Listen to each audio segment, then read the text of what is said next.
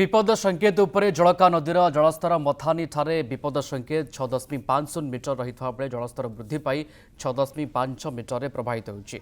जलस्तर वृद्धि पाउथारु तलिया अंचल बन्या आशंका उपदुची। नदीर उपरमुंड मयूरभंज जिलार रासगोविंदपुर शुलियापदा मोरडा चित्रड़ा प्रभृति अंचल प्रबल वर्षा जोगु जलका नदीर जलस्तर बढ़ुछि। जलस्तर वृद्धि पाउथारु रास्ता बस्ता ब्लॉकर 10टी पंचायत एवं सदर ब्लॉकर 4टी पंचायत प्रभावित होगा आशंका रही। गत बन्यारे चाष जमी पशिथिबा पानी संपूर्ण छाड़ी नथिबा बेले पुणी थरे बन्या चाषी निद हजाई पुणी भांगिला पलपा नदीर नदीबंध।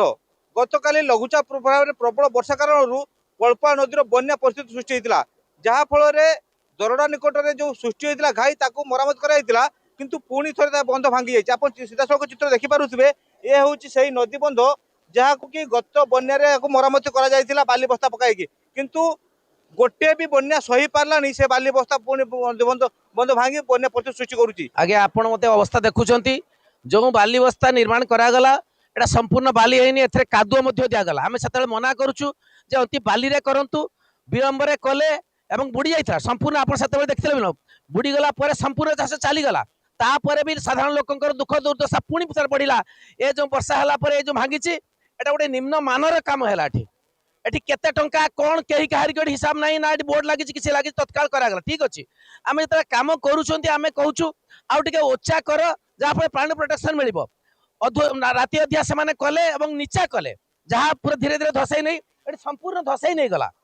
एटा से तैयारी कले आउ गए बन्या आउ गए लोक तैयारी कले केमिति बंध भांगो केमिति एइथिपई आमे पुणी प्रशासन को निवेदन करूँ ए प्रकार माने आखि माने गोटे माने आखि ठार मारला भली कार्य न हो। वास्तव में लोकों कार्य कर सरकारी पैसा खर्च हो ठीक भाव में कम लागू। वास्तविक एटा भारी दुख। पुणी देखु पुणी सब पुणी पुणी बनिया पुणी समस्त घर पानी पशिवा जो भाव में पानी जाऊँगी ये पाखापाखि 150 फुट 200 फुट और धीरे धीरे से अन्य गुड़ा भांगा बसला संपूर्ण एवं आप जो बंधरे आसिले सेटा बुढ़िया बसला। आम नवेदन करुचु यथाशीघ्र एवं तत्काल एवं बर्तमान आरंभ कर सरकारी कर्मचारी सरकारी अफिसर मैंने आस देखु वास्तव में यह करने चेष्टा करूँ। निश्चित भाव में गत बन्या